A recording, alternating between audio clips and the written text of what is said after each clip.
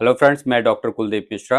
मित्रों, रोज की ओपीडी में पेशेंट को जो एनोरेक्टल डिजीज को लेके आया है, उसको जब हम डाइट, उसकी केयर और औषधि के बारे में दिशा निर्देश देते हैं, तो मित्रों, पेशेंट का कहना रहता है कि सर, सारी चीजें तो आपने अवॉइड करने के लिए बोल दी, अब मेरे को खाने के लिए क्या ऑप्शन बचा।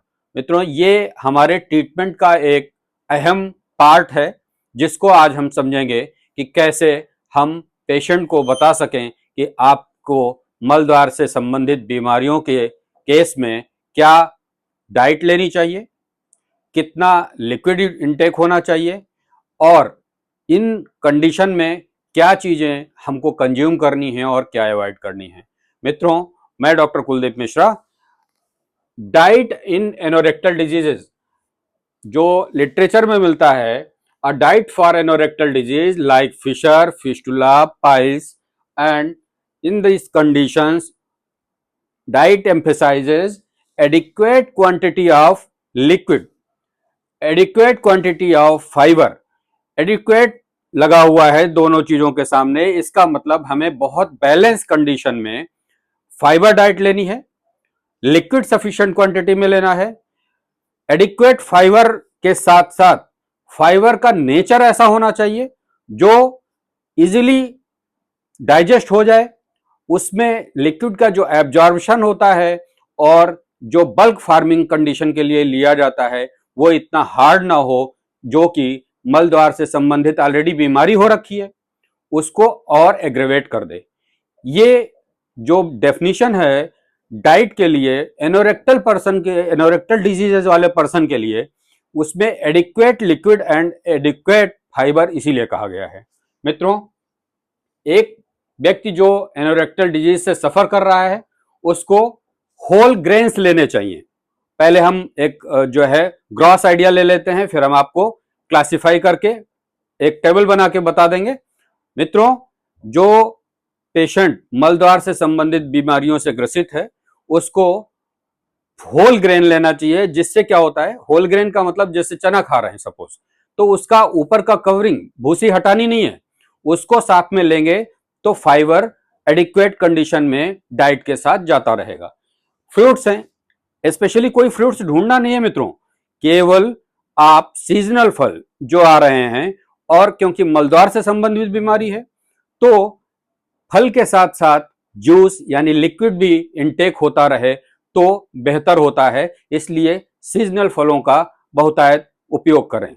मित्रों, वो फल जिनमें जूस है, जैसे सिट्रस फ्रूट हुआ, वाटरमेलन हुआ, या कोई भी ऐसे फ्रूट्स जिनसे आपको लिक्विड भी मिले, वो फ्रूट्स प्रेफर करने चाहिए। मित्रों, लेग्यूम्स, लेग्यूम्स की बात अगर हम करें मित्रों, प्रोटीन डाइट देते हैं।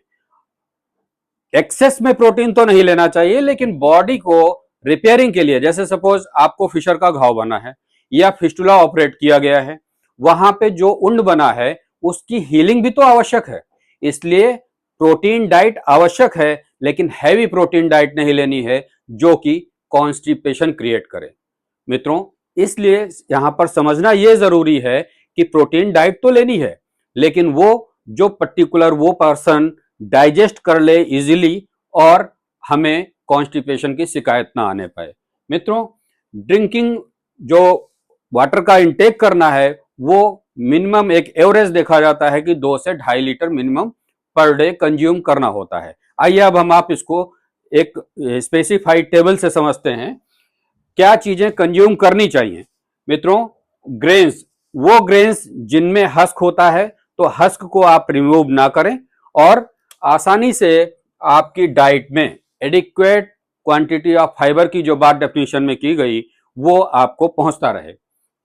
एडिक्वेट क्वांटिटी ऑफ फाइबर ऐसा होना चाहिए जिसकी क्वालिटी हो कि वो सॉफ्ट फाइबर हो। जैसे मैं आपको बताऊं, मखाना आप लीजिए, उसको दूध में भिगो दीजिए या पानी में भिगो दीजिए, सोक्ड होने के बाद उसका फाइबर बहुत ही सॉफ्ट हो जाता है। ऐसा फाइबर जो आपकी बीमारी की अवस्था को ना बढ़ाए, ऐसा फाइबर का इंटेक करना चाहिए।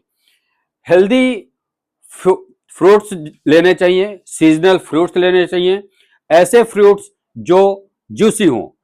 कुछ फ्रूट्स को मैं हाईलाइट कर दूं, जैसे वाटरमेलन है, मैंगो है, बनाना है, फ्रेश फ्रेश फॉर्म में बहुत ही लाभदायक होते हैं। और इन फ्रूट्स को लेने से हमें फाइबर भी इनटेक होता रहता है। एडिक्वेट क्वांटिटी ऑफ फ्लूइड की बात करें तो मित्रों, बहुत बार मरीज कहता है कि आपने बोल दिया 2 से 2.5 लीटर पानी पीना है। 2 से 2.5 लीटर पानी पीना नहीं बोला है, लिक्विड, टोटल लिक्विड का इंटेक जो होना है वो 2 से 2.5 लीटर होना है। जैसे आप बटर मिल्क ले लीजिए, फैट फ्री मिल्क ले लीजिए, या कोई और भी लिक्विड जो कि आप इजीली डाइजेस्ट कर सकें। लोग गर्मियों में शिकंजी लेते हैं, आप उस फॉर्म में ले लीजिए, आपको एनर्जी भी मिलेगा, बॉडी को लिक्विड इंटेक भी हो जाएगा, और आप अगर एडिक्वेट क्वांटिटी में लिक्विड लेते रहेंगे तो स्टूल हार्ड नहीं होगा। एनोरेक्टल की डिजीजेज में पेशेंट को सबसे ज्यादा परेशानी यही होता है कि स्टूल अगर हार्ड हो गया तो डिजीज की जो कंडीशन है, जो साइन एंड सिम्टम है, वो बढ़ जाते हैं। तो हम लोगों को ये देखना है कि हमारा स्टूल हार्ड ना हो और ड्यूरिंग डेफिकेशन हमें स्ट्रेन ना करना पड़े, क्योंकि ये 2 कंडीशन ऐसी होती हैं जो हमारी बीमारी को एग्रेवेट करती हैं, बढ़ाती हैं। मित्रों, फ्रूट्स की बात करें, सलाद खाना खाने के वक्त में एक हैबिट लाइए कि थोड़ा सा सीजनल सलाद, चाहे वो खीरा हो, मूली हो, गाजर हो, जो भी अगर आपको अवेलेबल हो जा रहा है बहुत आसानी से, तो आप अपनी डाइट में सलाद का एक पोर्शन जरूर रखें। जूस, भाई लिक्विड लेना है, उसी का ये भी एक पार्ट है। अगर हम हैबिट में लाएं कि डेली फ्रेश फ्रूट्स का जूस 1-2 बार कंज्यूम करें, तो आपको जो फ्री रेडिकल्स की कंडीशन आती है, आप सब बहुत अच्छे से जानते हैं, प्रैक्टिशनर्स हैं, फ्री रेडिकल्स की कंडीशन से हम लोग बच जाते हैं, जो कि हमारी बॉडी के लिए हार्मफुल होते हैं। कोकोनट वाटर है, देखिए नेचुरल सोर्स ऑफ कितना न्यूट्रिटिव जो है, जैसे लोग ग्लूकोज घोल के पीते हैं या इलेक्ट्रॉल, एनर्जॉल, आप देखिए फ्रेश फॉर्म में अगर हम नारियल पानी यानी कोकोनट वाटर ले लें तो सारे मिनरल्स भी मिल रहे हैं, लिक्विड का भी इनटेक हो रहा है और एक अच्छी तरीके से एनर्जी भी सप्लाई कर रहा है। मित्रों, तो ये चीजों पर थोड़ा फोकस करिए। हम लोग आपको सारी चीजें मना नहीं बोलते हैं, एक साधारण तौर पे देखा जाए तो हमें हैवी डाइट नहीं लेनी चाहिए, बहुत ज्यादा स्पाइसी डाइट नहीं लेनी चाहिए, और हैवी प्रोटीन डाइट नहीं लेनी चाहिए, क्योंकि ये 3 कंडीशन ऐसी होती हैं जो मलद्वार की बीमारियों में, जैसे फिस्टुला है, फिशर है, पाइल्स है, इनको एग्रेवेट करती हैं। इन ऐसा नहीं है, जैसे स्पाइसेस कार्बोनेटिव होते हैं, बहुत जरूरी है डाइजेशन के लिए, लीजिए, लेकिन अगर आपको फिस्टुला ट्रैक बना हुआ है तो ऐसी कंडीशन में जो हम लोग कहते हैं कि स्पाइसेस नहीं लेने हैं, जैसे सपोज जीरा खड़े फॉर्म में डाल दिया जाए या मेथी को खड़ा डाल दिया जाए, तो ये क्या करता है, जो इंटरनल ओपनिंग है वहां से एंट्री करके जो हमारा फिस्टुला ट्रैक बना हुआ है उसमें एंट्री करके अंदर सड़ेगा, वहां की हेल्दी टिश्यू को गलाएगा, वहां से आसानी से निकल नहीं पाएगा, दर्द को बढ़ाएगा। तो आप कंडीशन और बीमारी के हिसाब से चुनाव करिए। जीरा खाना है, ठीक है, खाइए, उसको पाउडर फॉर्म में ले लीजिए, मेथी को पाउडर बना लीजिए। इस तरीके से स्पाइसेस मना नहीं है, लेकिन बीमारी के हिसाब से उनका सिलेक्शन जरूरी है कि हमको उन्हें किन फॉर्म में लेना है। आइए देखते हैं क्या चीजें अवॉइड करनी चाहिए। नॉनवेज, हाई प्रोटीन डाइट जैसे मैंने आपको बोला, और हार्ड फाइबर्स नहीं लेने हैं, तो जो नॉन वेजिटेरियंस हैं वो अगर नॉनवेज का कंजम्पशन करते हैं तो हम लोगों ने अपनी प्रैक्टिस में ये देखा है कि मित्रों उनको तकलीफें बढ़ती हैं। तो नेचुरल डाइट पे रहिए, कोशिश करिए, जब आप हेल्दी हैं तो आप कुछ भी खाइए, आप फ्री हैं, लेकिन हम यहाँ बात कर रहे हैं केवल एनोरेक्टल डिजीज यानी मलद्वार से संबंधित बीमारियों से ग्रसित मरीज की, वो अगर इनको अवॉइड करता है। और दूसरी चीज, अगर आप देखिए नॉनवेज की कंडीशन में, नॉनवेज को जैसा प्रोसेस्ड किया जाता है तो वो स्पाइसी ही होगा, अगर स्पाइसी लेंगे तो आपकी बर्निंग बढ़ेगी फिशर के केस में, तो आप अवॉइड कर लीजिए उसको। या हाई प्रोटीन डाइट है तो आप, बहुत लोगों का स्टूल हार्ड हो जाएगा, हार्ड हो जाएगा तो वहां पे एब्रेशन बढ़ेगा, रबिंग बढ़ेगा, पेन बढ़ेगा। आप इसी से बचने के लिए आए हैं, इसलिए हम लोग एडवाइस करते हैं कि non veg diet during treatment ना लें। स्पाइसेस हैं, जैसा अभी मैंने बताया कि आपको जीरा और मेथी है, ये जो खड़े स्पाइसेस डाल दिए जाते हैं, ये बहुत बार फिस्टुला ट्रैक में फंस जाते हैं। फ्रूट्स की मैंने बात की थी कि आपको फ्रूट्स बहुतायत मात्रा में खाना है। देखिए मैंने 2 फ्रूट्स आपको हाईलाइट किए हैं, और ये आयुर्वेद के अकॉर्डिंग, जैसे गुआवा है यानी अमरूद, ये जो है अमरूद के जो बीज होते हैं ये हम लोग डाइजेस्ट नहीं कर पाते हैं। और आयुर्वेद में कहा गया है कि अमरूद और पपीता ये ऐसे फल हैं जो कि मल की मात्रा को बढ़ा देते हैं।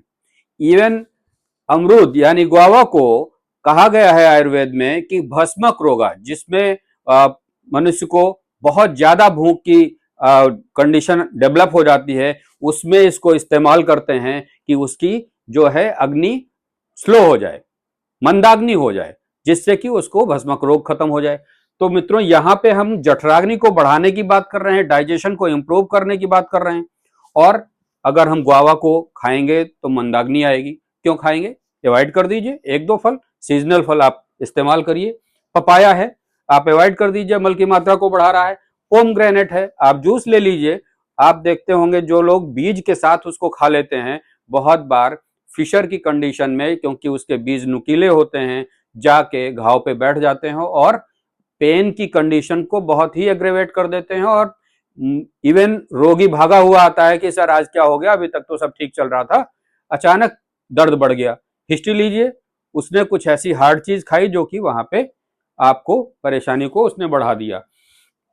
ड्राई फ्रूट्स की बात करें, हम लोग 3 ड्राई फ्रूट्स ऐसे हैं जिनको मरीज को बोलते हैं कि अपनी कंडीशंस के अकॉर्डिंग, जैसे कोई शुगर का मरीज है तो अपने हिसाब से देख करके ले ले, जैसे मखाना है, किशमिश है या मुनक्का, इसके साथ साथ अंजीर। ये 3 ड्राई फ्रूट्स ऐसे हैं जिनको भिगो करके इस्तेमाल अगर किया जाए तो सॉफ्ट फाइबर मिलता है और बहुत आसानी से स्टूल भी सॉफ्ट होता है, और हमें यही चाहिए इस कंडीशन के लिए। तो आप इन 3 ड्राई फ्रूट्स को भिगो के दूध में खीर बना के इस्तेमाल कर सकते हैं।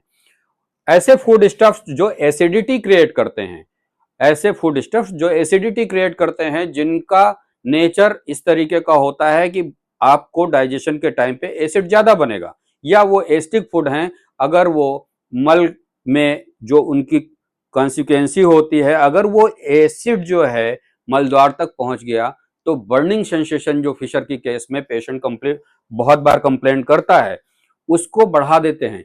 इसलिए हमको एसिडिक फूड को अवॉइड करना चाहिए।